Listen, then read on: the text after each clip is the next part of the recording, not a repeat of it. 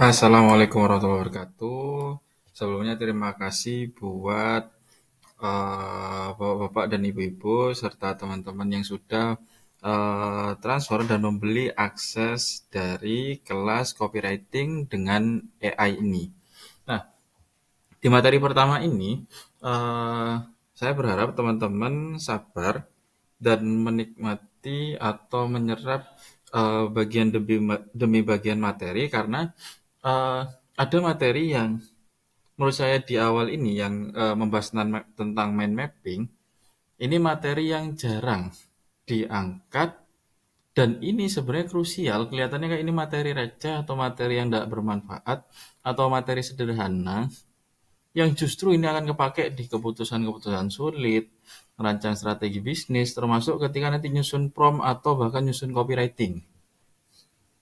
Kira-kira kayak itu. Nah, di awal saya mendapatkan materi mind mapping ini justru dari salah satu mentor copywriting yang kelasnya lumayan mahal. Dia mengajarkan tentang pentingnya mind mapping untuk copywriting. Jadi mind mapping ini itu akan krusial untuk misalkan kayak gini ya. Mind mapping itu akan berguna buat teman-teman untuk lebih ngalir bikin copywritingnya kalau nggak pakai AI. Kalau pakai AI itu nanti akan lebih mudah dalam memahami logika, alur, sehingga nanti harapannya dari kelas ini teman-teman semua itu tidak ketergantungan ke pemateri atau mungkin bahasa simpelnya kayak gini. Kita akan ngalami ya sesama business owner itu pasti akan ngalami momen-momen di mana masa-masa sulit atau masa-masa kebingungan ide atau bisnis stagnan. Nah, justru dengan belajar belajar mind mapping ini bukan hanya sekedar tentang AI, tapi juga kita akan belajar tentang gimana caranya memaksimalkan potensi otak agar kita bisa memahami sebuah materi, skill, atau bahkan update teknologi kayak sekarang kayak AI itu cepat banget. Jadi bayangin sekarang itu update itu cepat banget dan kita harus belajar seperti ini untuk kita bisa nyesuaiin atau kita bisa ngejar ketertinggalan itu. Nah, kira-kira kayak gitu. Nah, akhirnya saya mencari literatur dari apa itu namanya dari mentor yang ngajari tentang mind mapping pada saat ikut kelas copywriting. Dan di situ nemuin ternyata buku mind mapping itu ternyata mind mapping itu eh, di ibaratnya ditemukan atau dibahas oleh namanya Tony Buzan. Ada buku namanya Mind Map karangan Tony Buzan ini nanti saya kasih rangkumannya juga biar dibaca-baca juga.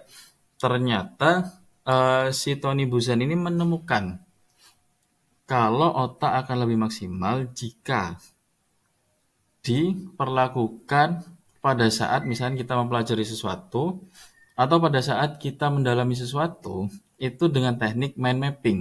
Kira-kira kayak gitu. Nah, jadi di sini tuh dijelasin kalau otak itu bekerja secara non-linear, maksudnya kayak gini. Kita kan sering kadang ya ketika misalkan ada ide sesuatu itu kayak misalkan nih lagi ikut pelatihan atau lagi ikut workshop. Tiba-tiba di otak itu muncul ide, set. Atau misalnya kita lagi belanja atau kita lagi main, tiba-tiba otak muncul ide. Artinya sebenarnya otak ini berpikir tidak linear atau tidak lurus. Misalkan, saya lapar, maka saya makan. Dan seringnya kadang ketika saya lapar, bisa jadi saya nyemil. Atau bisa jadi saya tidur. Nah, maksud dari sini itu, eh, kenapa kok harus belajar ini? Karena kita sering ketagihan workshop, kita sering ketagihan kayak ikut pelatihan-pelatihan, nggak ada masalah sebenarnya. Tapi dengan kita mempelajari hal yang basic pertama kali, justru nanti kita mau bikin prompt atau strategi bisnisnya stagnan atau konsep bisnisnya kurang bagus, dengan kita belajar yang mind mapping ini justru itu kedepannya pasti akan kepake. Kira-kira gitu. Nah, nanti mind mapping ini pakai kata kunci atau kata. Jadi ibaratnya kayak ketika teman-teman menggunakan mind mapping itu dilepasin aja semuanya. Jadi ada apa di kepala, ada muncul ide, kepikiran apa itu dikeluarin aja semua. Nanti kita akan praktek gitu kan. Kita akan praktek copywriting pakai AI juga nganalisa framework AI itu nanti pakai ini. Nah, Jadi apa yang bisa dilakukan di sini nanti tolong teman-teman semua itu nanti bisa ambil kertas terus coret-coret tentang masalah bisnisnya, produknya, atau apapun itu atau ide atau konsep dan sebagainya itu pakai mind mapping. Jadi nanti ambil kertas, coret-coret di situ. Nanti gimana caranya nanti kita bahas di yang materi bawah kayak gitu. Oke. Jadi mulai praktek mind mapping sederhana dengan topik yang familiar. Jadi misalkan kayak oh bisnisku lagi stagnan, itu pakai mind mapping. Nah, jadi wujudnya tuh kayak gini. Misalkan ini contoh ya. Di sini saya ngebahas tentang mengapa kok kita belajar mapping ini temanya. Kemudian dari tema nanti ada topik. Misalkan nanti teman-teman di sini, bisnis saya stagnan. Nah, apa yang ada di pikiran pada saat teman-teman bilang bisnis saya stagnan, itu langsung jadikan aja subtopik. Bisnis saya stagnan. Nah, terus nanti di sini muncul order turun, orderan sepi. Itu jadi subtopik. Pada saat teman-teman bilang orderan sepi, nanti apa yang ada di pikiran itu jadi subtopik berikutnya. Nah, nanti kita akan belajar gimana ngerangkainya. Kira-kira kayak gitu. Oke, lanjut ya. Jadi coba melatih diri dengan catatan non-linear. Jadi kalau misalnya entah baca buku, lihat film dan sebagainya, atau ada masalah di bisnis, coba aja ambil kertas terus coret-coret, nanti bikin mapping di tengah tuh kayak ada lingkaran, usaha kok gini-gini aja, terus langsung kayak coret-coret kayak otak gitu. Oh ini subtopiknya ini dan sebagainya, kira-kira kayak gitu. Nah, lanjut ya. Nanti biar teman-temannya kenapa kok memang harus belajar ini. Nah, jadi mind mapping itu kita mulai dari tengah halaman kayak gini. Ini ada topik, ini ada temanya dari tengah, terus langsung subtopik ke subtopik berikutnya. Kira-kira kayak gitu. Nah, nanti sebelum pakai aplikasi, teman-teman harus belajar di kertas dulu. Coret-coret di kertas dulu. Kenapa? Biar otaknya nggak kaget, biar otaknya, oh saya mau belajar hal baru dan ini mind mapping, jadi biar terbiasa di kertas dulu. Nanti kalau otak siap terus pakai aplikasi itu bagus. Nanti akan karena saya juga beberapa kali sering dapat project kayak tawaran jadi consulting atau kayak ngasih saran kayak gitu. Nah, dan saya ngerasa ibaratnya kayak mind mapping ini sangat membantu untuk menemukan ide-ide ketika usaha stagnan. Sama kayak sebenarnya saya bukan asli programmer. Sebelumnya saya di SEO dan ketika saya mempelajari kayak AI, kemudian mempelajari coding 5 tahun yang lalu, itu saya menggunakan mind mapping, kira-kira kayak gitu. Dan mind mapping sederhana aja di kertas juga bisa, di catatan juga bisa. Pakai aplikasi itu lebih lebih bagus. Oke ya. Nah, jadi kayak gini, meskipun ada apa saja di pikiran yang kemudian ditulis di mind mapping, tapi kita harus menjaga hubungan logis antar ide. Nah, nanti kita praktek bikin mind mapping untuk copywriting. Oke, kira-kira itu. Kemudian yang selanjutnya, mind mapping ini akan sangat bermanfaat untuk nge-brainstorming ide. Jadi, sebenarnya terus terang copywriting itu masalah kreativitas dan jam terbang kalau nggak pakai AI. Artinya kita akan sering kesusahan nyusun copywriting kalau kita tidak terbiasa memiliki pola pikir yang kreatif. Dan pola pikir kreatif ini susah di apa ya? Ibarat kita susah menjadi orang kreatif kalau memang kita nggak terbiasa. Dan untuk membiasakan ini, langkah awalnya itu salah satunya adalah coba bikin mind mapping di kertas. Entah masalah bisnisnya dan sebagainya. Nanti kita diskusi di grup WA juga ya. Jadi kalau teman-teman bikin coret-coretan mind mapping di kertas, nanti tolong dikirim di grup WA. Oke, kira-kira gitu. Jadi ini bakal kepake banget untuk brainstorming, nganalisa framework. Akhirnya, sekarang coba bayangin kalau semuanya bisa AI, mungkin nggak satu titik nanti tulisan-tulisan, landing page, caption, entah apa itu, mungkin nggak satu sama lain kompetitor satu dengan nanti teman-teman itu tulisannya mirip, sangat mungkin banget. Dan mind mapping ini mencegah agar tulisannya itu nanti nggak mirip. Dan mind mapping ini akan kepake ketika nanti teman-teman nyusun prompt secara logika berpikir. Nanti teman-teman akan tahu, oh AI ini cara berpikirnya kayak gini. Biar tulisan saya nggak mirip dengan kompetitor, maka saya harus seperti ini. Kira-kira kayak gitu. Oke, Kemudian yang selanjutnya, eh jadi mind mapping ini juga menyederhanakan kompleksitas. Sekarang coba bayangin, banyak orang beriklan budget gede-gedean. Nah, apakah orderan kita itu selalu datang dari iklan? Bisa jadi enggak. Nah, dengan kita belajar mind mapping ini, kita akan mampu melihat celah di mana kita bisa bersaing dengan kompetitor. Nah, ketika orderan kita stagnan itu kan sebenarnya sebuah permasalahan yang rumit. Dan ketika usaha kita hampir bangkrut, itu kan juga permasalahan yang rumit. Dan dengan belajar mind mapping ini, kita kan lebih mudah mencari solusi. Dan ketika teman-teman belajar secara otodidak skill apapun, ini akan lebih mudah, ibaratnya kayak membantu teman-teman untuk menyerap skill itu dengan cepat. Misalnya kayak saya awalnya dari SEO, alhamdulillah, kemudian pindah ke startup, terus pindah ke programming, kemudian pindah ke AI. Itu ternyata lebih mudah ketika kita sudah terbiasa menyiapkan otak untuk berpikir dengan cepat. Dan salah satu cara untuk memaksa otak berpikir dengan cepat tapi nggak sumpek atau nggak stres. Kadang kan kita kalau belajar sesuatu itu kan suka, wes sudah langsung intinya aja prakteknya gimana itu malah eman. Akhirnya kita sering nge-skip pembelajaran yang fundamental atau yang basic. Dan kita bisa menyiapkan otak kita dengan cepat itu, salah satu caranya itu dengan mind mapping. Akhirnya otak itu nggak panas, nggak pusing. Kira-kira kayak gitu. Nah, kemudian yang selanjutnya. Nah, jadi mind mapping ini juga efektif untuk menyelesaikan masalah yang kompleks. Jadi kalau misalnya teman-teman ada mau bikin bisnis baru, mau bikin apa namanya campaign baru, atau teman-teman mau bikin copywriting baru, terserah. Nanti tulis di kertas dulu gak apa-apa, atau langsung pakai aplikasi juga gak apa-apa.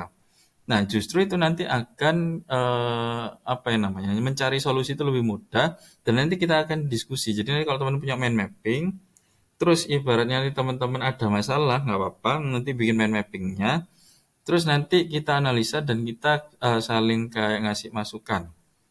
Nanti saya kasih saran, oh ini sebenarnya ke sini tuh bisa jadi kayak gini. Kira-kira kayak gitu. Oke, lanjut. Nah, jadi kesimpulannya mind mapping itu penting.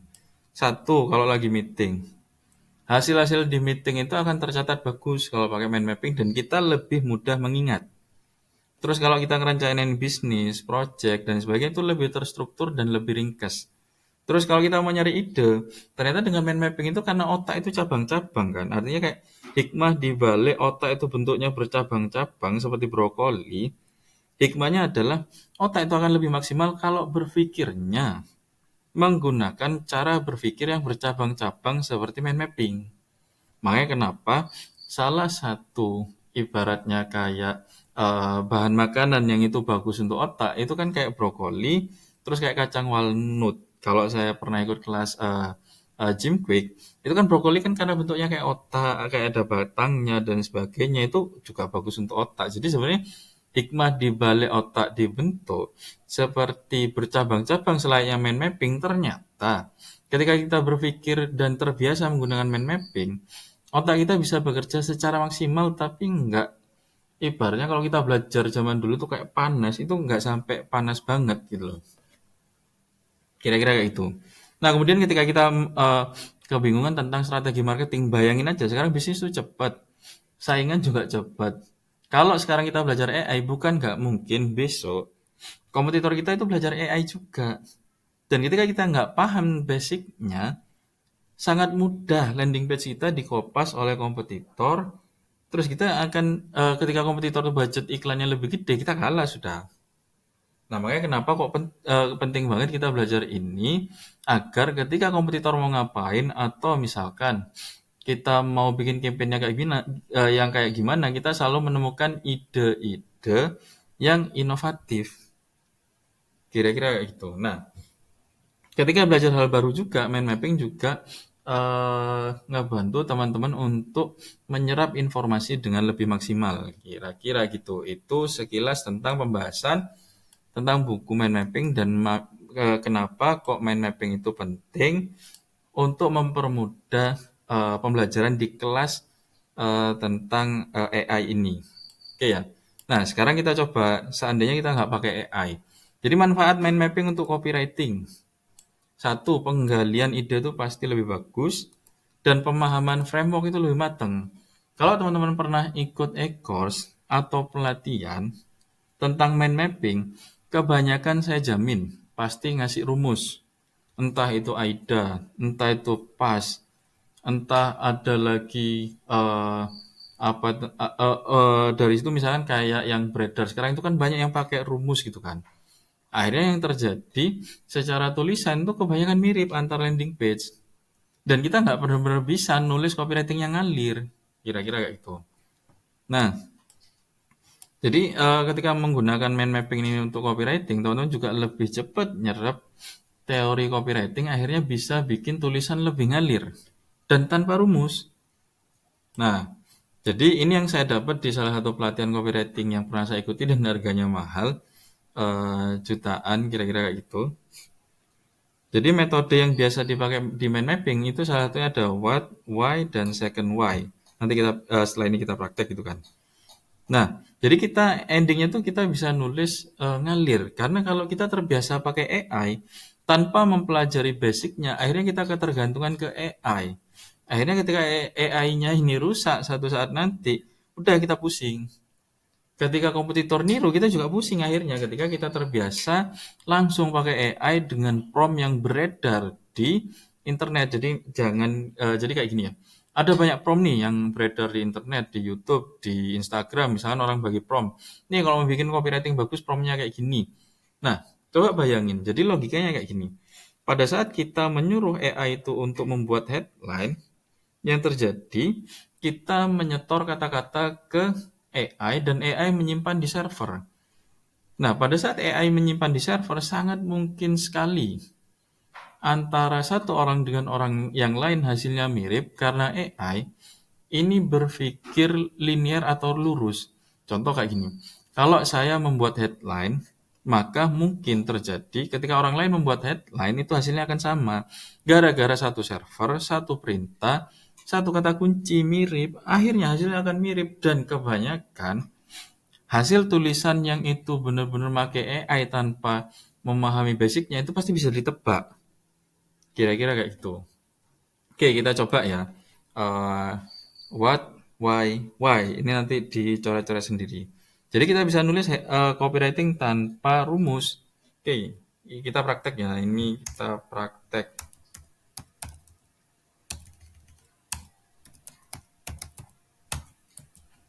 Oke, misalnya ini. Kita sekarang lagi bikin headline. Nah, pada saat kita bikin headline, misalkan untuk produk apa? Kayak tadi saya sempat lihat itu ada produk misalkan gamis, terus ada produk herbal, terus ada produk kayak delivery Semarang kalau nggak salah. Jadi kayak ojol. Nah, ini kita jadiin tema. Kemudian kita tentukan subtopik. Nah, di sini teman-teman harus mengeluarkan ide atau tulisan atau kata kunci yang ada di pikiran dan jangan ditahan. Misalnya kayak gini, kalau saya bilang apa yang ada di pikiran teman-teman tentang kata gamis, ini kita kita spontan aja ya. Apa yang ada di pikiran teman-teman tentang kata gamis? Kalau saya cantik. Terus apa yang ada di pikiran tentang kata cantik, manis? Terus apa yang ada di pikiran tentang kata manis? Gula. Nah, kalau udah terbiasa pakai mind mapping, nanti kita bisa bikin headline tanpa rumus dan dia bisa jadi headline yang bagus. Misalnya kayak gini, tahu nggak kalau yang manis itu nggak selalu gula dan kalau kamu pakai gamis ini, kamu bisa cantik semanis gula. Coba kalau kamu percaya lihatin ini. Nah, akhirnya di situ ada foto model yang dia manis pakai gamis dan itu kan akhirnya kayak ngebuat secara psikologis orang-orang yang itu nggak tertarik dengan gamis, terutama yang cewek, kok ini manis ya karena misalkan pemilihan modelnya memang pas dan headline-nya ini memancing agar orang melihat si gamis ini. Misalnya kita pindah ya ke herbal. Contoh kita kerucutkan herbal ini ke herbal diet. Nah, apa yang ada di pikiran teman-teman tentang kata herbal diet? Kalau saya sih jamu. Apa yang ada di pikiran teman-teman tentang jamu? Pasti pahit. Apa yang ada di pikiran tentang pahit? Enak. Nah, ini bisa di breakdown sebanyak mungkin bebas. Nah, ini yang dimaksud menjaga kelogisan antar kata kunci. Kalau nggak logis gimana? Nah, nanti kita kita belajar gitu ya. Gimana yang nggak logis. Nah, ini kita coba rangkai gitu ya. Nah, siapa bilang jamu itu pahit dan enak? Siapa bilang diet itu juga harus menyiksa? Kalau kamu kalau kamu pengen diet yang nggak nyiksa dan nggak enak, ini kita ada herbal yang gini gini gini dan gini. Nah, itu kan udah jadi headline yang sebenarnya tanpa rumus. Kira-kira kayak gitu. Dan manfaatnya nanti akan kerasa kalau teman-teman di sini pengen bikin copywriting dengan AI yang gak mirip dengan kompetitor. Nanti teman-teman bisa bikin prompt sendiri. Nah, misalnya kayak gini. Delivery Semarang atau misalnya di sini ada kita ngebahas tentang jasa kurir. Jasa kurir. Nah, kalau misalkan teman-teman dikasih sebuah clue, apa yang ada di pikiran kalau saya bilang kata jasa kurir? Ini coba kita merem gitu ya. Apa yang ada di pikiran tentang jasa kurir? Kalau saya sih macet. Terus apa yang ada di pikiran tentang kata macet? Kalau saya sih parah. Terus apa yang ada di pikiran tentang kata parah? Bingung. Ini kan nggak linear gitu ya, nggak nyambung juga. Nah, kalau kamu sekarang lagi kejebak di macet, udah gitu macetnya parah dan bingung mau pesen makan, dan nanti nyampe rumah juga bingung, daripada masa kelamaan, udah pesen jasa kurir X, Y, Z. Nah, ini kan bisa jadi kayak semacam deskripsi atau copywriting atau tulisan atau headline yang tidak sesuai rumus. Nah, kira-kira kayak gitu. Jadi artinya di materi pertama ini, mau belajar apapun, mau ikut workshop apapun, coba agar kita bisa menyerap materi itu lebih baik dan kita tidak ketergantungan kepada mentor. Coba biasakan dari sekarang itu menggunakan mind mapping karena itu akan bermanfaat bukan cuma tentang copywriting, tapi memahami algoritma atau logika IT itu juga akan lebih mudah. Oke, itu kemudian sekarang apa manfaat mind mapping ini untuk AI? Jadi kalau terbiasa pakai mind mapping, nanti akan paham dengan cara kerja dan logika, dan kita nggak ketergantungan dengan AI dalam artian biasanya tuh kalau apalagi anak-anak sekarang ya, itu kalau misalkan AI mati, dia bingung sudah bikin tugas, bikin task, bikin konten dan sebagainya itu pasti akan kebingungan karena mereka tidak belajar basicnya, mereka langsung ke teknis praktisnya. Akhirnya ketika aplikasinya tutup, pusing. Nah, kira-kira itu. Nah, belajar mind mapping juga kalau untuk AI itu kita bisa mudah mempelajari framework copywriting. Jadi kan copywriting itu kan banyak frameworknya. Nah, rata-rata prompt yang beredar di online, kebanyakan mereka itu adalah prompt yang praktis.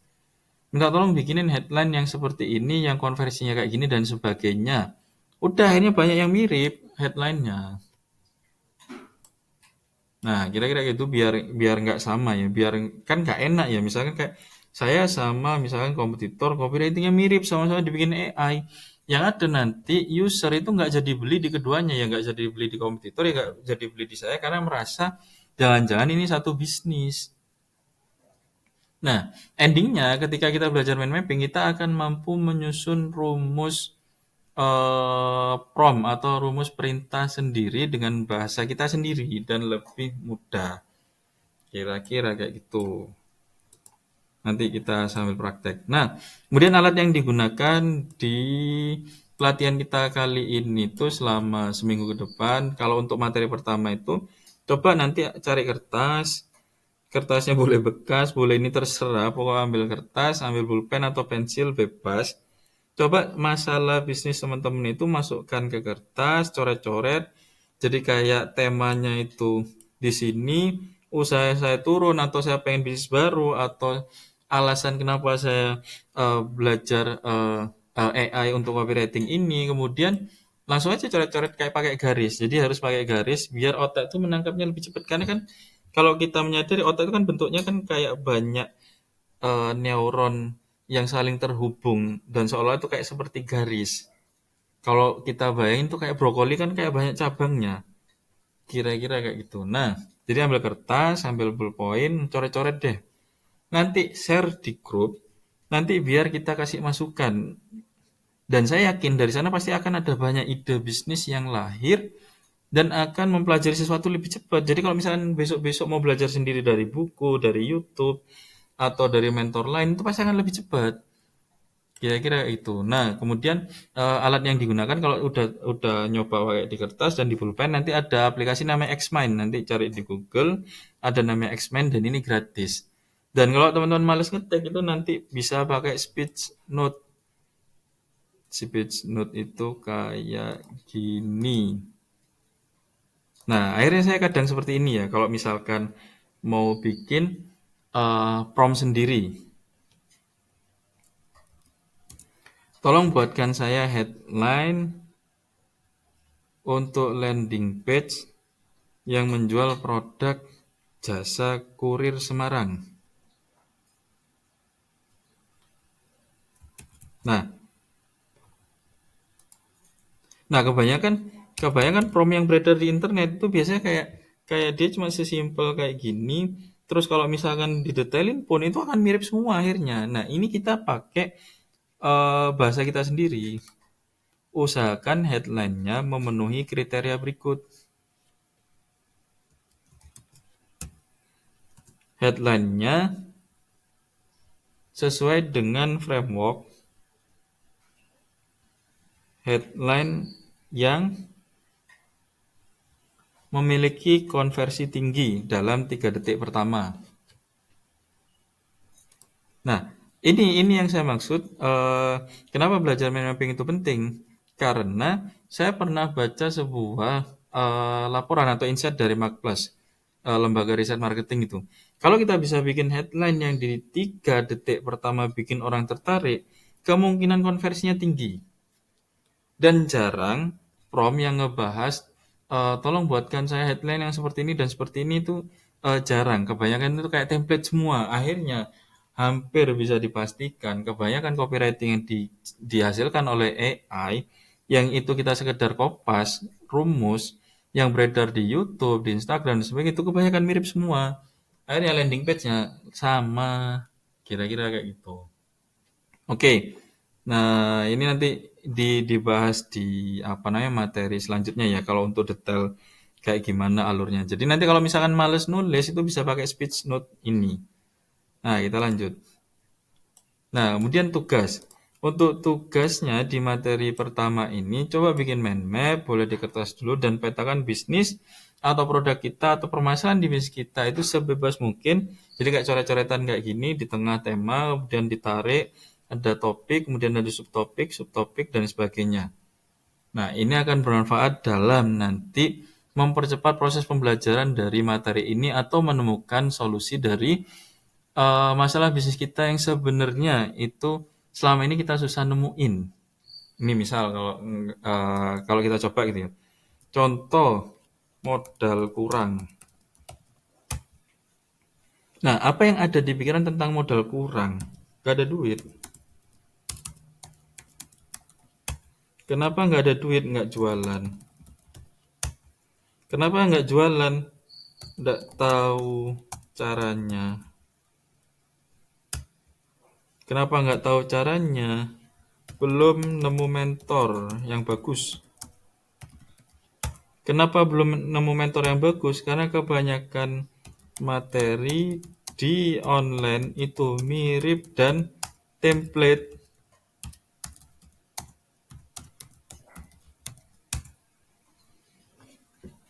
Nah, akhirnya kan bisa jadi modal kurang itu sebenarnya bukan karena kita kehabisan modal. Bisa jadi karena memang kita belum nemuin mentor yang bagus yang bisa ngajarin kita jualan dengan baik.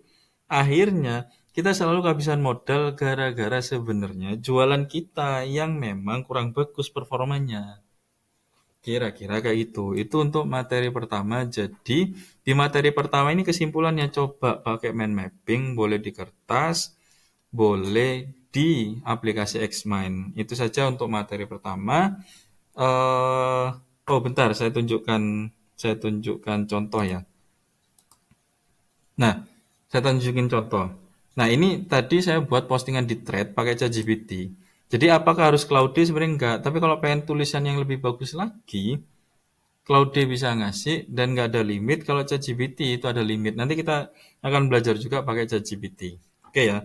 Nah, ini saya bikin tulisan untuk thread untuk salah satu akun saya dengan niche atau market untuk anak-anak yang baru lulus kuliah dan untuk anak-anak yang dia baru kerja tapi bingung dengan karirnya. Nah, terus terang ketika saya belum memahami tentang cara kerja ChatGPT, saya jarang pakai ChatGPT, seringnya pakai Claude. Setelah saya utak-atik lagi dan tanya ke programmer yang lebih senior, ternyata si ChatGPT ini harus detail, promnya juga harus jelas. Dan nggak bisa kita langsung asal kopas, nggak bisa. Dan ini kan juga sudah nggak kelihatan kayak tulisannya robot. Karena bingung mau mulai belajar skill baru dari mana, banyak banget materi jadi ini dan sebagainya. Ini kan udah kayak nggak kerasa kayak robot dan nggak kaku banget. Dan ini, nah misalnya kayak gini ya. Di sini saya nulis, tolong buatkan tulisan bersambung di Twitter dengan tema ini. Usahakan tulisannya sesuai dengan framework step. Nah, framework step ini tidak ada atau jarang ada di prompt yang beredar di internet. Ini saya temuin setelah saya baca buku judulnya Contagious. Akhirnya tulisan atau konten kita itu lebih mudah di-share dan dari sini alhamdulillah itu banyak follower yang sesuai target audience yang sesuai dengan yang saya harapin. Karena secara tulisan dan poin-poin ini tulisan yang lebih mudah di-share dan disukai orang. Kira-kira itu. Jadi kesimpulannya sekali lagi belajar pakai mind mapping boleh di kertas dan sebagainya karena ini pasti akan bermanfaat. Nggak, kalau nggak sekarang ke depan itu pasti akan bermanfaat untuk bisnis, produk atau kehidupan sehari-hari. Kira-kira itu untuk materi pertama. Nanti tolong kalau bikin mind mapping coret-coretannya nanti dikirim ke grup ya biar nanti bisa dikasih masukan. Oke, itu aja untuk materi pertama. Terima kasih. Assalamualaikum warahmatullahi wabarakatuh.